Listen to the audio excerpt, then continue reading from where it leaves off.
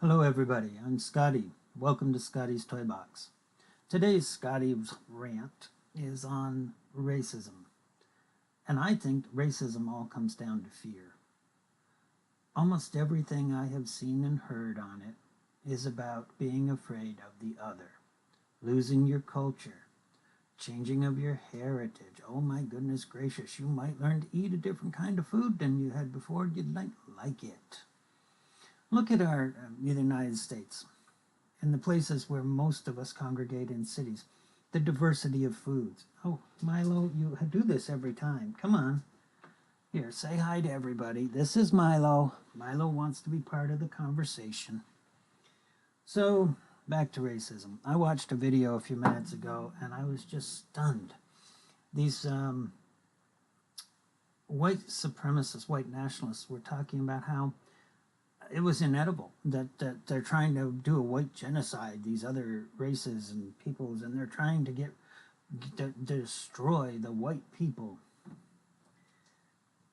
You know, I hate to say this, but that's wrong. Well, that didn't come out right. I hate to say this, they are idiots, is what I meant to say. Because let's stop and think about it. Integration is not about destruction. It's about adding. It's adding, not taking away. Look, we have a problem in this country with, and apparently so does the rest of the world, with understanding history and the past, and basically about not being afraid. Donald Trump's whole presidency is about being afraid. Milo, if you turn off those keys, I'm going to be upset with you. It's about being afraid. Fear. Fear of the immigrant. Fear of your job being replaced. Fear of loss of economics. Going to make America great. It was already doing great. Matter of fact, it was doing wonderful. It was recovering at a huge rate. But what do we want to make it great? Why? What's the problem? Oh, you mean you want to take it back to the 1950s where men were men and women had their place and the gays were in the closet. There are people running for Congress right now who are running on a platform of simply women being less than men. Now, I realize that's not race, but it's part of the attitude. Others are less than.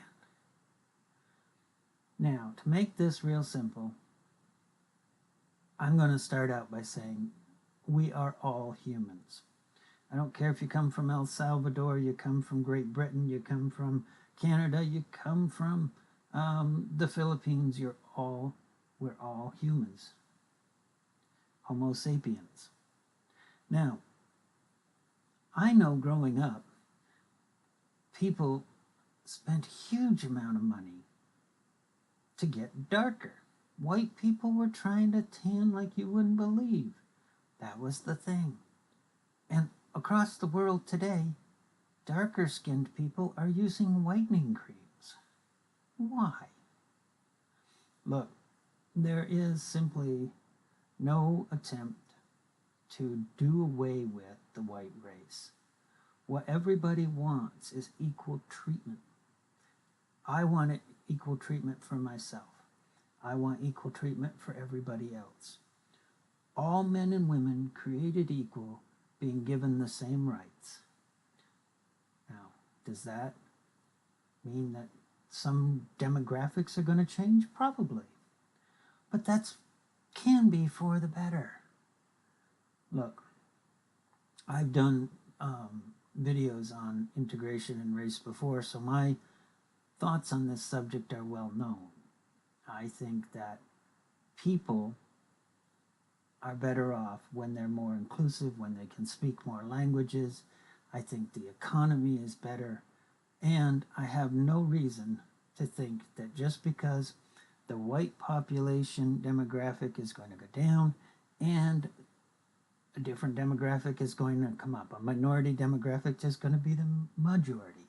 I have no reason to suspect that suddenly I'm going to be denied jobs, I'm going to be denied food. This is their great fear. I saw it when they used to rail against the please press 1 for Spanish, or press 1 for English and 2 for Spanish. People were furious where I lived. Why should I have to tell them I speak English? Ain't that the language of my country? This country was founded on English. And most of them don't even know their own history. But it's that fear of losing that privilege. All right. I'm reading another article over here on this computer this morning. The Confederate flag resurged, the KKK burning a cross, racial tensions flaring in a southern town. Good God, people. And they're out there, and they're open about it now, whereas before they would mutter it under their breath. Now they shout it and think they can because Trump has given them permission. Well, we know Trump's a racist, but we also know Trump is an idiot. And I would not aspire to be like him under any conditions. On the Confederate flag that all these white nationalists want to display, these are the same people. I saw a guy with a big tattoo of the American flag on his body, and I love the USA. They all love the USA. That's wonderful. Then why do they support the flag of a treason? That's what it was, treason. A group of people tried to overthrow the legitimate government of the United States by force. And they lost. Yet that group celebrates it as though it was a great thing and they won. They attacked their own country's government. That's treason. And they lost. So I don't want anybody proudly waving the loser's flag. And if you are proudly waving that flag, think about the history of it and what it really stands for. And don't tell me that you love America. Because you're supporting the flag of those who tried to overthrow America. Alrighty, one last thing here. Racism does not belong. We don't need it. We are stronger without it. Yes, the demographics are going to change. Look, the Native Americans, their demographics changed. When the white man came here, we took over the country. I say we, I mean our ancestors. We stole it from other people. When Columbus, who is not a hero in my opinion, and who did horrible, horrible things, just because he could, you know, stop and think about it. They got away with far worse than murder because they could. And they were showing them the right way, the Christian way. Scary, isn't it? But again, it was about racism and installing fear. We have to show those people we're better, we're stronger. Well, everywhere, almost, all over the world, white man has traveled, he has conquered and taken over. And I'm sorry, that's not a good legacy. That doesn't look good on those white people. In other places now, we are integrating better and faster. And that should be the way it is. I don't like when I hear so-and-so's an African American or a Native American or an Irish American. My heritage, as I understand it, is Irish. I'm not an Irish person. I'm not an Irish American. I'm American. And by American, I mean United States of America. United States. I used to always drive Canadian people I knew crazy when I would say I'm an American, because technically I'm United States.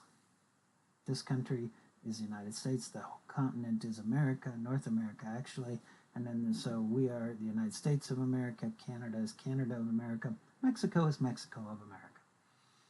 So anyway, but it's just colloquialism to say I'm American. Well, you know, here's what it comes down to. If we cannot take joy in living and in the fellows around us living, the fellowship of being with other people, of learning new things. When I was in Germany, I had my mind opened up in a way that I'd never had before. I was a young American kid, no education. They had museums with stuff. I was just struck. I spent so much of my free time in museums and that. I learned. I loved the German people. These were honest, good people. And I learned to eat things that I would never have thought of eating before. But anyway, my whole point of that is we're stronger together. Are we going to meld? Are we going to melt together? Yes, we should. And things like these white nationalists and white supremacists are actually harming that. They're harming this country for fear of being replaced. You notice that they always run around armed and that, like they're about to be attacked at any moment. Well, the only thing they're being attacked on is their ideas. And their ideas are wrong. I don't have a lot of specifics or facts to tell you today. This is just going to be a simple thing I'm going to do often. When I see things like this article about racism in a southern town exploding, when I watch videos like I just did of a gentleman who did a great response to the white nationalists, and I'll put a link to that video in the description box. When I see and hear that, I am saddened for my country, that these people cannot find a way to peacefully coexist. Look, the common thread of so-and-so's coming, nationalities coming to take your jobs, they're not. We all want jobs. We all want incomes, basically. We don't all want jobs. Some of us would just like to get money and live without having to do much. Be a YouTuber for a living. And no, I'm not going to start that. But my thought was this. Automation is taking away more jobs than immigration. Look, I don't have much of an education. I can't compete with anybody who does have a superior education employment-wise. But I am not really losing my jobs because of that. Any job I would have lost would have been due to robots, automation. They're getting more and more.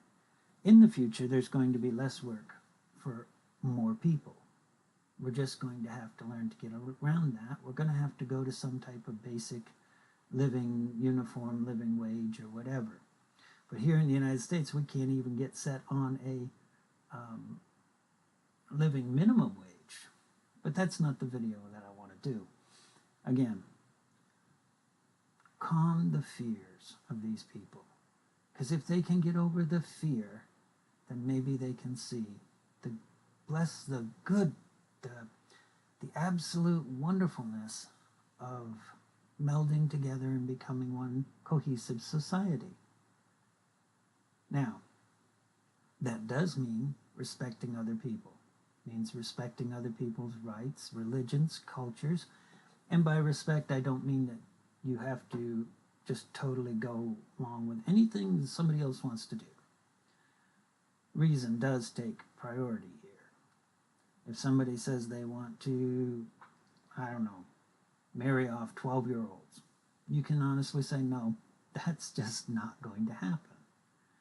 By the same token, if you have a religion that says, these individuals over here, I don't like them, so they don't have any rights, they can't get married, such as the Christians like to do with the LGBTs, then again, no, you don't have to accept that.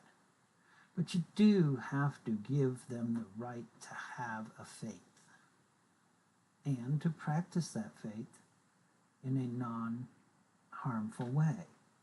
Do I have a faith in? No, I'm not religious. And I'm actually almost an anti-theist at this point. But again, it's about fear. Those religious people want to deny from others because they're afraid. I want to be inclusive because I'm not afraid.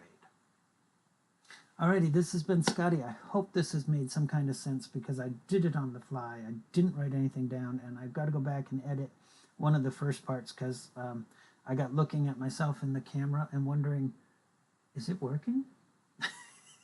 Alrighty, gotta run. Love y'all. Welcome to Scotty's Toy Box and my little rants. Hugs.